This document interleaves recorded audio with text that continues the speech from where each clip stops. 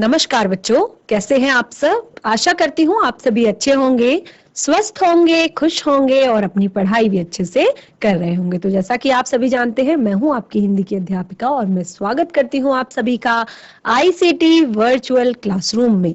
और आज हम यहाँ पर एकत्रित हुए हैं पढ़ने के लिए क्लास 12th की हिंदी। क्लास 12th की हिंदी में हम पिछले 2 से 3 सेशन से अपना चैप्टर पढ़ रहे हैं, अतीत में दबे पांव।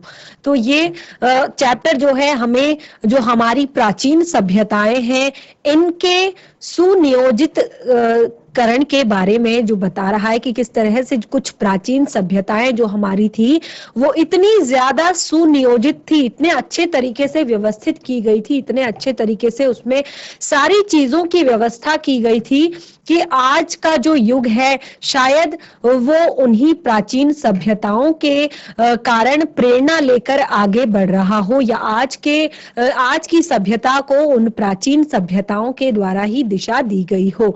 तो बहुत सारी चीजें, बहुत सारी बातें हम पिछले कई सेशन से पढ़ते आ रहे हैं। मोहनजोदड़ो सभ्यता, सिंधु घाटी की सभ्यता, हड़प्पा सभ्यता आदि के बारे में। तो आज भी हम अपने इसी चैप्टर को कंटिन्यू करेंगे। आज आशा करती हूँ कि हमारा ये चैप्टर कंप्लीट हो जाएगा और आप लोगों को इंटरेस्ट भी आ रहा होगा इस चैप्टर को पढ़ने में, क्योंकि हम कई बार ये सारी चीजें केवल हिस्ट्री में पढ़ते हैं, हिंदी में हम ये सारी चीजें बहुत कम पढ़ते हैं। तो एक पार्ट हमारा ऐसा है कि जो हमारी सभ्यताओं से जुड़ा हुआ है, हमारी संस्कृति से जुड़ा हुआ है, हमारी सभ्यता के विकास से जुड़ा हुआ है, हमारी संस्कृति के विकास से जुड़ा हुआ है। तो इसीलिए इस पाठ को आपकी हिंदी की पाठ्य पुस्तिका में दिया गया है और ये आपके लिए बहुत ही ज्यादा महत्वपूर्ण पाठ है। तो हम शुरू करते हैं आज का सेशन। चलते हैं स्मार्ट बोर्ड की तरफ, सभी बच्चे ध्यान से पढ़ेंगे। तो जैसे कि हमने अपने पिछले सेशन में पढ़ा था कि यहाँ पर जो बहुत सारे राजनीतिक, आर्थिक, सामाजिक, धार्मिक हर तरह की गतिविधियों के पुख्ता अनुमान इन सभ्यताओं के द्वारा यहाँ पर किए जा सकते थे कि ये सारी चीजें यहाँ पर उपस्थित थी। और जो शहरों की बसावट थी, शहर किस तरह से बसे हुए थे और खुद विकसने का यानी कि किस तरह से इनका विकास हुआ था, उन सभी के बारे में यहाँ पर बातें हमने बहुत सारी पढ़ी थी। तो यहाँ पर हमने और भी हम आज बहुत सारी बातें इस पाठ में पढ़ेंगे। सबसे पहले हमने यहाँ पर पढ़ा था कि मोहनजोदड़ो की जो सभ्यता है, यहाँ पर जो घर है, खिड़कियां हैं, इनमें जो साज सज्जा थी उसमें बहुत लकड़ी का सामान भी बहुत ज्यादा लगा हुआ था, पूरे घर में होता था। अक्सर घरों में बाहर की तरफ सीढ़ियों के संकेत है, यहाँ शायद ऊपर और नीचे अलग अलग परिवार रहते होंगे, क्योंकि बाहर की तरफ सीढ़ियों का होना हमें ये संकेत दिलाता है कि शायद जो ऊपर वाले माले पर लोग रहते होंगे वो अलग लोग रहते होंगे। जिस तरह अभी हम यहाँ पर देखते हैं कि हम अपार्टमेंट्स बनाते हैं, तो बिल्कुल वही शायद उस समय भी कुछ ऐसी सिचुएशन रही होगी और कमरे जो है बहुत छोटे छोटे इनमें हुआ करते थे। तो इसका मतलब ये हो सकता है कि शायद उस समय जनसंख्या बहुत ज्यादा होगी। तो और यहाँ पर गौर किया जाए तो मोहनजोदड़ो की किसी घर की खिड़कियां या दरवाजों पर छज्जों के चिन्ह नहीं है, यानी कि गर्म इलाकों के घरों में छाया के लिए यहाँ आम प्रावधान है। क्या उस वक्त यहाँ इतनी कड़ी धूप नहीं पड़ती होगी? मुझे मोहनजोदड़ो की जानी मानी मोहरों के पशु याद आए, शेर, हाथी, गैंडा मरुभूमि में हो नहीं सकते। क्या उस वक्त यहाँ जंगल भी थे? यह तथ्य स्थापित हो चुका है कि यहाँ अच्छी खेती होती थी। ये चीज तो हम बता चुके हैं, हम पढ़ चुके हैं कि मोहनजोदड़ो सभ्यता में अच्छी खेती होती थी। लेकिन क्या यहाँ पर मरुभूमि है? क्या यहाँ पर मरुस्थल है? तो पुरातत्वी शिरिन रत्नाकर जो आपने देखा है कि जब से हमने ये पाठ पढ़ना शुरू किया है, ये चैप्टर हमने शुरू किया है, तो बहुत सारे पुरातत्व वैज्ञानिक, बहुत सारे पुरातत्वी लोग इस पाठ में हमें पढ़ने को मिले हैं।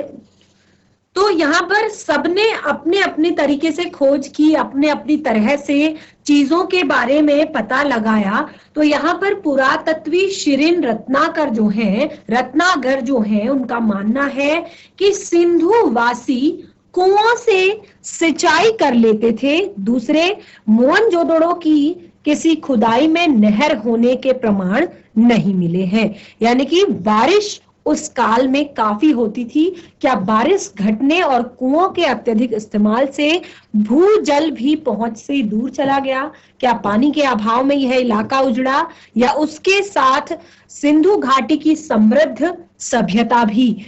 क्योंकि यहाँ पर जो सिंधु घाटी की सभ्यता के उजड़ने के, समाप्त होने के जो संकेत हैं वो कुछ इस तरह से ही लगते हैं कि सूखा शायद यहाँ पर पड़ गया था।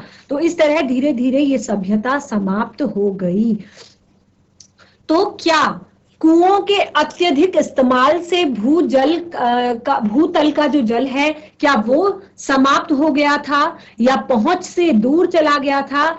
क्या पानी के अभाव में ये इलाका उजड़ा, या उसके साथ ये जो सिंधु घाटी की सभ्यता है ये भी उजड़ गई? तो कुछ इस तरह के संकेत हमें मिलते हैं। और मोहनजोदड़ो में उस रोज बहुत तेज हवा बह रही थी। किसी बस्ती के टूटे फूटे घर में दरवाजे या खिड़की के सामने से हम गुजरते तो साए साए की ध्वनि में हवा की लय साफ पकड़ में आती थी। वैसे ही जैसे सड़क पर किसी वाहन से गुजरते हुए किनारे के पटरी के अंतरालों में रह रहकर हवा लयबद्ध थपेड़ों से सुनाई पड़ती है। सूने घरों में हवा की लय और ज्यादा गूंजती है, इतनी कि कोनों का अंधियारा भी सुनाई दे।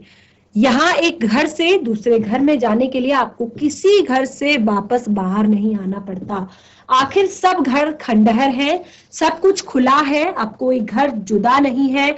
एक घर दूसरे में खुलता है, दूसरा तीसरे में, जैसे पूरी बस्ती एक बड़ा घर हो। लेकिन घर एक नक्शा नहीं होता। हर घर का एक संकारमय आकार होता है, भले ही वह 5000 साल पुराना घर क्यों न हो। इसमें कामोबेश हर पांव आहिस्ता उठाते हुए घर के दूसरे घर में बेहद धीमी गति से दाखिल होता था, मानो मन में अतीत को निहारने की जिज्ञासा ना हो। किसी अजनबी के घर में अनाधिकार चहल कदमी का अपराध बोध भी हो। जैसे किसी पराये के घर में पिछवाड़े से चोरी छुपे घुस आए, सब जानते हैं यहाँ अब कोई बसने नहीं आएगा। लेकिन यह मोहनजोदड़ो के पुरातत्विक अभियान की ही खूबी है कि मिट्टी में इंच दर इंच कंघी कर इस कदर शहर, उसकी गलियों और घरों को ढूंढा और सहेजा गया है। यह एहसास हर वक्त आपके साथ रहता है कि कल तक यहाँ कोई बसता था। जरूर यह आपकी सभ्यता परंपरा है, मगर घर आपका नहीं है। अनचाहे मुझे मोहनजोदड़ो की गलियों और घरों में राजस्थान का ख्याल ना आए, ऐसा नहीं हो सका। महज इसलिए नहीं कि पश्चिमी राजस्थान और सिंध गुजरात की दृश्यावली एक सी है। कई चीजें हैं जो मुझे यहाँ से वहां जोड़ जाती हैं। जैसे हजारों साल पुराने यहाँ के खेत, बाजरे और ज्वार की खेती। मोहनजोदड़ो के घरों में टहलते हुए मुझे फुलधरा की याद आई।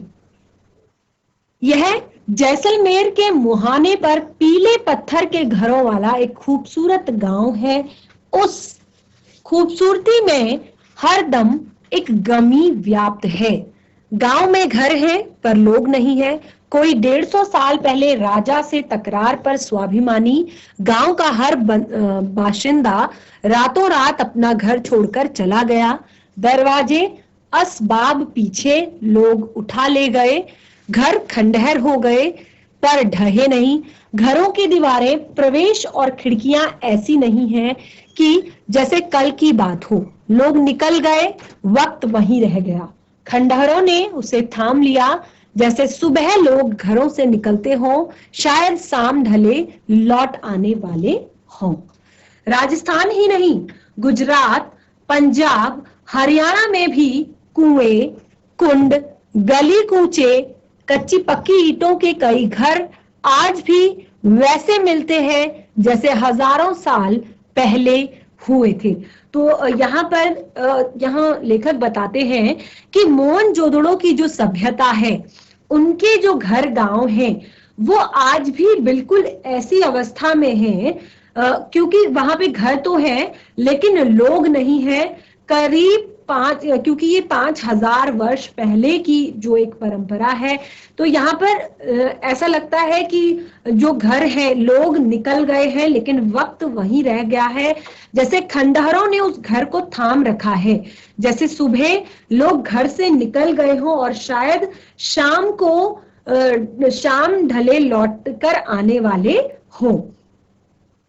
जॉन मार्शल ने मोहनजोदड़ो पर 3 खंडों का एक विशद प्रबंध छपवाया था।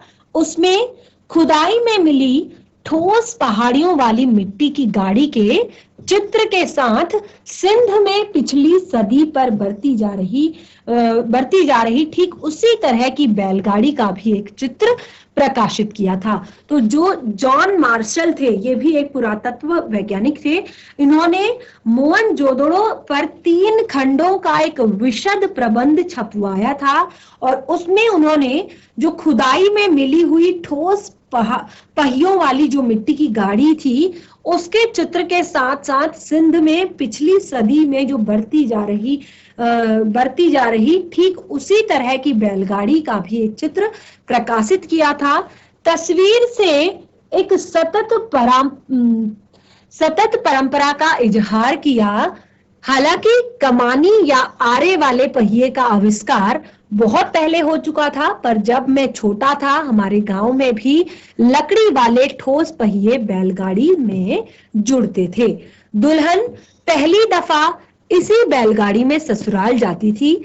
बाद में हमारे यहाँ भी बैलगाड़ी में आरे वाले पहिए जुड़ने लगे। अब तो उसमें जीप के उतारू पहिए लगते हैं। हवाई जहाज के उतारू पहिए बाजार में आने के बाद ऊंट गाड़े का आविष्कार हो गया। राजस्थान के जहाज से हवा के जहाज का यह ऐतिहासिक गठजोड़ है। हालांकि कहना मुश्किल है कि दुल्हन की सवारी के रूप में बैलगाड़ी या ऊंट गाड़ी अब वहां पर इस्तेमाल होता होगा।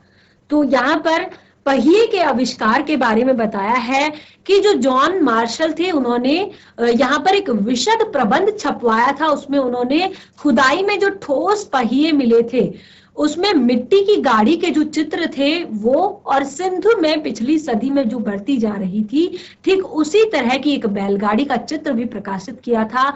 और ये जो चित्र था, ये सतत परंपरा का इजहार था कि ये जो परंपरा चली आ रही है, तब से लगातार चली आ रही है। हालांकि जो कमानी वाले, जो आरे वाले पहिए थे, इसका आविष्कार तो बहुत पहले हो चुका था, लेकिन लेखक ये बताते हैं कि जब वो छोटे थे तो उनके गांव में लकड़ी वाले ठोस पहिए वाली जो बैलगाड़ी थी, लकड़ी वाले जो पहिए थे ठोस, वो बैलगाड़ी पर जुड़ते थे और दुल्हन जो है पहली दफा इसी गाड़ी में ससुराल जाया करती थी। यानी कि इन बैलगाड़ियों का प्रयोग जो है सामान या फिर बारात या फिर कोई जरूरी चीज के लिए, जरूरी चीजें ढोने के लिए, काम के लिए इधर उधर इन्हें लेकर जाया जाता था। और बाद में बैलगाड़ियों पर भी आरे वाले पहिए जुड़ने लगे और कुछ टाइम बाद उसमें जीप के उतारू पहिए जुड़ने लगे। यानी कि जो जीप, जो गाड़ियां होती हैं, मोटर गाड़ियां जो होती हैं, उनके जो उतारू पहिए होते हैं, यानी कि जो पहिए उनसे उतार लिए जाते हैं, वो वाले पहिए उस पे लगते हैं जो बैलगाड़ियां होती हैं उनमें। और फिर हवाई जहाज के जो उतारू पहिए हैं वो भी बाजार में आने के बाद जब ऊंट गाड़ी का आविष्कार हो गया है, तो यहाँ पर एक रेगिस्तान के जहाज से हवाई जहाज का यह ऐतिहासिक गठजोड़ है। रेगिस्तान का जहाज, तो रेगिस्तान का जहाज किसे कहा जाता है? रेगिस्तान का जहाज ऊंट को कहा जाता है। तो रेगिस्तान के जहाज से हवा के जहाज, तो हवा के जहाज से उतारे गए जो पहिए होते हैं उनका कुछ ऐतिहासिक गठजोड़ है। हालांकि कहना मुश्किल है कि अब ये दुल्हन की सवारी के रूप में गाड़ियां जैसे ऊंट गाड़ी या बैलगाड़ी का प्रयोग अभी भी वहां पर होता है या नहीं। हमारे मेजबान ने ध्यान दिलाया कि मोहनजोदड़ो का अजायब घर देखना अभी बाकी है। जहां पर लेखक गए हुए थे तो उनका जो मेजबान था, यानी कि उनके साथ जो उनकी हेल्प के लिए, उनके स्वागत के लिए जहां पर वो गए हुए थे जो व्यक्ति था, उन्होंने अभी बताया कि अरे मोहनजोदड़ो का अजायब घर यानी कि जो म्यूजियम है, अभी आपने केवल वो सारी चीजें देखी जो हमने इसमें पहले भी डिस्कस की हैं कि मोहनजोदड़ो से मिली हुई जो चीजें, जो सामग्रियां वहां से मिली थी, तो उनको तो अजायब घरों में यानी कि जो म्यूजियम्स थे उनमें एकत्रित करके रख लिया गया था। लेकिन जो खंडहर हैं, जो दरवाजे हैं, खिड़कियां हैं, घर हैं, दीवारें हैं, कुंड हैं, कुएं हैं, ये सारी चीजें अभी भी वहां पर उपस्थित हैं, ये सारी चीजें अभी भी वहां पर हैं। तो उन्होंने कहा कि अभी आपको अजायब घर देखना बाकी है। खंडहरों से निकले हम उस साबुत इमारत में आ गए, लेकिन प्रदर्शित सामान आपको खंडहरों से निकलकर आने का एहसास नहीं होने देता। जब आप लेखक कहते हैं कि जब हम खंडहरों से निकलकर एक साबुत इमारत में गए, यानी कि बिल्कुल अच्छी खासी स्थिति में थी वो इमारत, साबुत थी, ठीक ठाक थी, क्योंकि अभी तक उन्होंने जो मोहनजोदड़ो सभ्यता का वो निरीक्षण कर रहे थे तो वहां पर सारी चीजें लगभग समाप्त हो चुकी थी। तो उन्हें लगा कि जो यहाँ पर सामान प्रदर्शित किया गया है, यानी कि जो म्यूजियम में सामान लगाया गया है दिखाने के लिए, तो इसे देखकर ऐसा प्रतीत नहीं होता कि ये खंडहरों से निकलकर आया है। अजायब घर छोटा ही है, जैसे किसी कस्बाई स्कूल की इमारत हो। और ये यहाँ का जो अजायब घर है, जो म्यूजियम है, वो ज्यादा बड़ा नहीं है, छोटा सा ही है, जैसे किसी कस्बे के स्कूल की इमारत हो, छोटी सी, और सामान भी ज्यादा नहीं है। अहम चीजें तो कराची, लाहौर, दिल्ली और लंदन में है। जो मुख्य चीजें हैं, यहाँ पर कुछ जो बाद में चीजें निकली होंगी या कुछ जो ऐसी चीजें जो ज्यादा महत्वपूर्ण नहीं है, तो उन चीजों को यहाँ पर रखा गया है, इसीलिए ये ज्यादा बड़ा नहीं है। तो ज्यादा जो महत्वपूर्ण चीजें हैं, अहम चीजें हैं, वो तो कराची में, लाहौर में, दिल्ली में और लंदन में है। या यूं अकेले मोहनजोदड़ो की खुदाई में निकली पंजीकृत चीजों की संख्या 50,000 से ज्यादा है। केवल जिनका रजिस्ट्रेशन किया गया है, केवल उन चीजों की संख्या ही 50,000 है। तो सोचिए क्या कितनी एकदम समृद्ध सभ्यता, हम उस सभ्यता को कह सकते हैं कि वहां पर काफी कुछ ऐसी चीजें थी जो बहुत ही ज्यादा महत्वपूर्ण थी, बहुत ही ज्यादा जरूरी थी।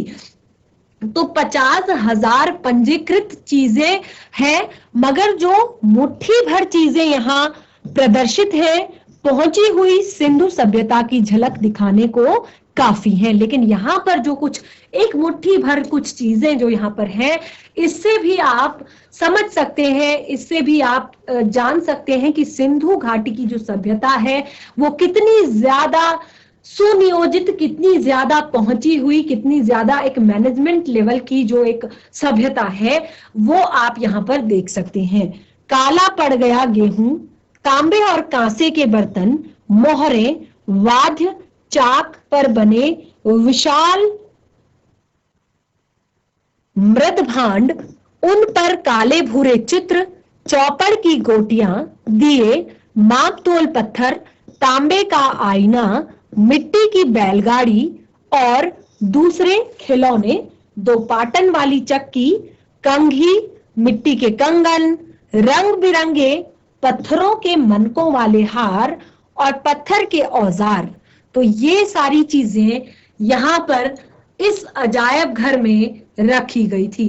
तो ये केवल वो चीजें हैं जो रजिस्टर्ड नहीं है, जो चीजें केवल मुट्ठी भर चीजें जो शायद इतनी ज्यादा आवश्यक नहीं है तो उनको यहाँ पर रखा गया है। तो लगभग इससे भी ज्यादा जो 50,000 लगभग जो चीजें हैं वो देश के विदेश के बड़े बड़े म्यूजियम्स में, अजायब घरों में रखी गई हैं। तो इन चीजों से ही, क्योंकि ये चीजें ही ऐसी छोटी छोटी चीजें हैं जो आपको पहुंची हुई सभ्यता होने का एहसास कराती हैं, जैसे चौपड़ की गोटियां, दिए, माप तोल के पत्थर, तांबे का आईना, मिट्टी की बैलगाड़ी, बाकी दूसरे खिलौने, पाटन वाली चक्की, कंघी, मिट्टी के कंगन, रंग बिरंगे पत्थरों के मनके वाले हार और पत्थरों के औजार। अजायब घर में तैनात अली नवाज बताता है कि कुछ सोने के गहने भी यहाँ हुआ करते थे जो चोरी हो गए। उन्होंने बताया कि कुछ सोने के गहने भी यहाँ पर रखे थे काफी समय पहले, लेकिन जो चोरी हो गए। एक खास बात यहाँ कोई भी महसूस करेगा, अजायब घर में प्रदर्शित चीजों में औजार तो है पर हथियार कोई नहीं है। मोहनजोदड़ो क्या हड़प्पा से लेकर हरियाणा तक समूची सिंधु सभ्यता में हथियार उस तरह के नहीं मिलते हैं जैसे किसी राजतंत्र में होते हैं। यहाँ पर औजार तो है लेकिन कोई भी हथियार यहाँ पर नहीं है। तो क्या मोहनजोदड़ो हड़प्पा से लेकर हरियाणा तक समूची जो सिंधु सभ्यता है उसमें हथियार उस तरह के कहीं नहीं मिले हैं जैसे किसी राजतंत्र में होते हैं। तो यहाँ पर विद्वान जो है सिंधु सभ्यता में शासन या सामाजिक प्रबंध के तौर तरीकों को समझने की कोशिश कर रहे हैं। आखिर क्या यहाँ पर वहां पर हथियार कुछ नहीं, तो देखिए कितनी बड़ी सोचने वाली बात है ये कि हर तरह के औजार वहां पर मिले हैं लेकिन कोई भी हथियार वहां पर प्राप्त नहीं हुआ है। और जबकि कहा जाता है कि ये एक सुनियोजित व्यवस्था थी, एक अनुशासन वाली व्यवस्था थी। तो क्या वहां पर अनुशासन जो है वो जरूर था पर ताकत के बल पर नहीं। वे मानते हैं कि कोई सैन्य सत्ता शायद यहाँ ना रही हो, यानी कि उनमें अनुशासन था। ये तो बहुत पहले ही हम जब इन सभ्यताओं के बारे में पढ़ना शुरू हमने किया था तभी हम जान गए थे कि बहुत ही ज्यादा सुनियोजित, सुव्यवस्थित मैनेजमेंट वाली एक व्यवस्था है जहां पर अनुशासन बिल्कुल है।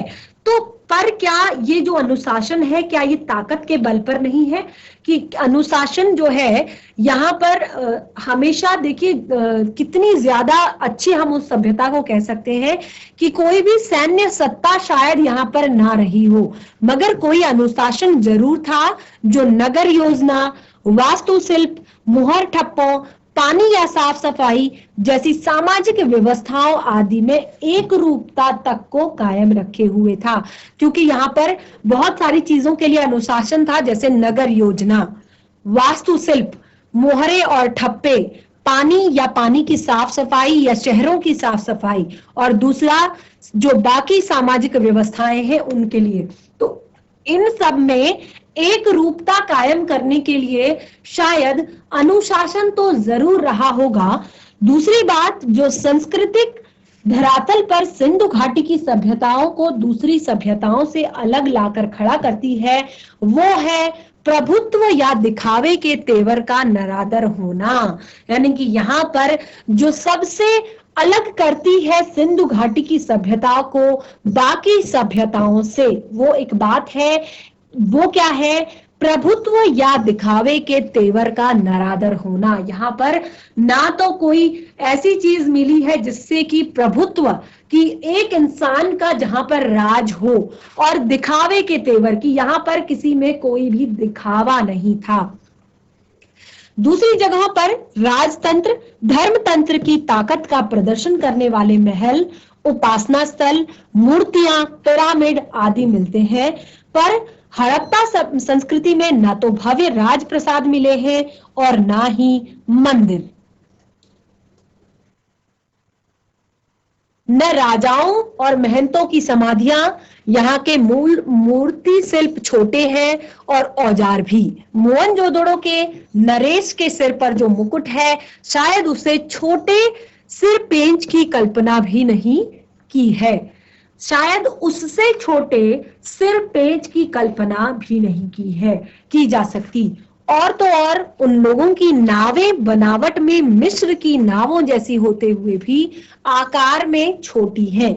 आज के मुहावरे में कह सकते हैं लो प्रोफाइल सभ्यता थी। अगर आज की लैंग्वेज में कहें तो ये एक लो प्रोफाइल सभ्यता थी, जो कि अगर इसको उस टाइम के नजरिए से देखा जाए या एक अच्छे नजरिए से देखा जाए, समझने के नजरिए से देखा जाए, तो ये दिखावे से बिल्कुल परे सभ्यता थी। इसमें बिल्कुल भी दिखावा नहीं था, चाहे वो राजा हो, चाहे वो प्रजा हो, या चाहे मंदिरों से रिलेटेड हो, या किसी भी अनुष्ठान या किसी भी चीज से रिलेटेड हो। यहाँ पर कुछ भी स्पेशल नहीं था कि ये संत महाराजा है, ये राजा है, ये इनके लिए अलग व्यवस्था होनी चाहिए, ऐसा कुछ यहाँ पर नहीं था। तो ये बिल्कुल, अगर एक उसमें देखा जाए, आज के तरीके से देखा जाए कि हम जब आज के टाइम में अगर लोग ऐसा करने लगे, सबको समानता से लेकर चलने लगे, तो कहेंगे इसकी सोच छोटी है, लो प्रोफाइल। तो इसको आज के मुहावरे में अगर हम कहें तो ये लो प्रोफाइल सभ्यता थी और लघुता में महत्ता अनुभव करने वाली संस्कृति थी। लघुता में भी महत्ता अनुभव करने वाली संस्कृति, यानी कि कम हो लेकिन महत्वपूर्ण हो, जरूरी हो। तो लघुता में महत्ता अनुभव करने वाली संस्कृति हम सिंधु घाटी की सभ्यता को कह सकते हैं। मोहनजोदड़ो सिंधु सभ्यता का सबसे बड़ा शहर नहीं था, उसे साधनों और व्यवस्थाओं को देखते हुए सबसे समृद्ध माना गया है। ऐसा नहीं है कि मोहनजोदड़ो जो है सिंधु सभ्यता का सबसे बड़ा शहर नहीं है, बल्कि उसे तो उसकी जो वहां पर साधन मिले हैं, सब साधनों की जो व्यवस्था मिली है, उसको देखकर समृद्ध माना गया है। फिर भी इसकी संपन्नता की बात कम हुई है, तो शायद इसीलिए कि उसमें भव्यता का आडंबर नहीं है। और दूसरा, इसकी संपन्नता अगर कम हुई है किसी कारण से, तो वो इसलिए हुई है क्योंकि इसमें बिल्कुल भी भव्यता का आडंबर नहीं है। यानी कि यहाँ पर हर चीज आपको मिलेगी, लेकिन वो एक लिमिट में। बिल्कुल ऐसा नहीं है कि मंदिर का निर्माण किया गया है या राजा के महल का निर्माण किया है तो वो बहुत ही ज्यादा भव्य हो, तो ऐसा नहीं है, बिल्कुल भी भव्यता का आडंबर यहाँ पर नहीं है। और दूसरी वजह यह भी है कि मोहनजोदड़ो और हड़प्पा पिछली सदी में ही उद्घाटित हो सके। उनकी अनबूझ लिपि अभी सारे रहस्य अपने में छिपाए हुए हैं। और सबसे बड़ी बात यह है कि जो मोहनजोदड़ो और हड़प्पा जो है वो पिछली सदी में ही उद्घाटित हो चुके थे, पिछली सदी में ही हमें पता चल गए थे, लेकिन उनकी अनबूझ लिपि यानी कि जिनको हम नहीं समझ सकते, वो लिपि आज भी अपने अंदर अपने वो सारे राज, सारे रहस्य छिपाए हुए हैं। उनकी वो जो लैंग्वेज है वो समझ से थोड़ा सा परे है। सिंधु घाटी के लोगों में कला या सुरुचि का महत्व ज्यादा था। सिंधु घाटी की जो सभ्यता है वहां के लोगों में कला या सुरुचि का महत्व था। वास्तुकला या नगर नियोजन ही नहीं, धातु और पत्थर की मूर्तियां, मृद भांड, उन पर चित्रित मनुष्य, वनस्पति और पशुओं की छवियां, सुनिर्मित मोहरे, उन पर बारीकी से उत्कीर्ण आकृतियां, खिलौने, केस विन्यास, आभूषण और सबसे ऊपर सुघड़ अक्षरों में लिपि रूप सिंधु सभ्यता को तकनीक सिद्ध से ज्यादा कला सिद्ध जाहिर करता है। यहाँ पर सिंधु घाटी के जो लोग हैं इनमें कला या सुरुचि का महत्व बहुत ज्यादा था। इसमें वास्तुकला और नगर नियोजन ही केवल मेन चीज नहीं थी, जबकि ये बहुत सारी चीजों में एक्सपर्ट थे, जैसे कि धातु और पत्थर की मूर्तियां बनाने में और उन पर चित्रित जो मनुष्य, वनस्पति, पशु पक्षियों की जो चित्र हैं, छवियां हैं, बहुत सुनिर्मित, बहुत अच्छे तरीके से बनाई गई मोहरें और उन पर बारीक से उत्कीर्ण आकृतियां और उन पर बारीकी से बनाई गई आकृतियां, खिलौने, केस विन्यासक यानी कि कंघियां, आभूषण आभूषण, सबसे ऊपर सुघड़ अक्षरों में जो उनकी लिपि बहुत सुंदर अक्षरों में जो उनकी लिखी गई जो लिपि है को तकनीक सिद्ध से ज्यादा कला सिद्ध जाहिर करता है। यानी कि वो टेक्निक में भले ही उतने ज्यादा अच्छे ना हो, लेकिन वो कला में बहुत ही अच्छे हैं। एक पुरावेत्ता मुताबिक सिंधु की सभ्यता की खूबी उसका सौंदर्य बोध है, जो राज पोषित या धर्म पोषित न होकर समाज पोषित था। तो ये बहुत बड़ी बात है, बहुत ही अच्छी बात है। देखिए, जैसे कि चैप्टर के शुरुआत में ही हमने पढ़ा कि जो हमारी सभ्यताएं हैं, पुरानी सभ्यताएं हैं, ये हमारे सभ्यता विकास को एक नई दिशा दे सकती है। यानी कि जो हम ये सारी चीजें पढ़ रहे हैं, जब हम इन सब चीजों के बारे में पढ़ेंगे तो हमें लगेगा कि उस टाइम पे जब ये सारी चीजें हो सकती थी तो आज क्यों नहीं। आज तो हम बहुत ज्यादा आगे बढ़ चुके हैं, बहुत सारी चीजें, बहुत टेक्निक्स हमारे पास है, तो क्यों हम आज इस तरह के नहीं बन सकते जब लोगों के पास बिल्कुल भी टेक्निक्स नहीं थी। तो यहाँ पर एक पुरातत्ववेत्ता के मुताबिक सिंधु सभ्यता की खूबी उसका सौंदर्य बोध है, जो कि राज पोषित या धर्म पोषित ना होकर, ना तो किसी राजा से पोषित होता था, ना किसी धर्म से पोषित होता था, बल्कि वहां की सबसे मेन प्रॉपर्टी थी, मेन मुख्य विशेषता थी कि वो समाज पोषित था। शायद इसीलिए आकार की भव्यता की जगह उसमें कला की भव्यता दिखाई देती है। तो बच्चों, इस तरह हमने सिंधु घाटी की जो सभ्यता थी उसमें जो मोहनजोदड़ो सभ्यता है या फिर हड़प्पा सभ्यता के बारे में जो भी हमने इस चैप्टर में बहुत सारी चीजें, बहुत सारी अच्छी बातें पढ़ी। आप इसके बारे में और भी विचार करेंगे, इस चैप्टर को दोबारा रिवाइज करेंगे, पढ़ेंगे, आपको बहुत ही ज्यादा इंटरेस्ट आएगा अपनी इन सभ्यताओं के बारे में जानकर, और आप देखेंगे कि किस तरह से 5000 वर्ष पहले भी हमारे देश में बहुत अच्छी सभ्यताएं हुआ करती थी, जो आज की हमारे सभ्यता विकास को एक नई दिशा दे सकती है, एक नया हमारे अंदर एक नई कला जगा सकती है। तो इस पाठ को घर में दोबारा रिवाइज कीजिए, और आज का सेशन हमारा यहीं पे समाप्त होता है। हम मिलेंगे नए सेशन में, तब तक के लिए धन्यवाद। आपका दिन शुभ हो।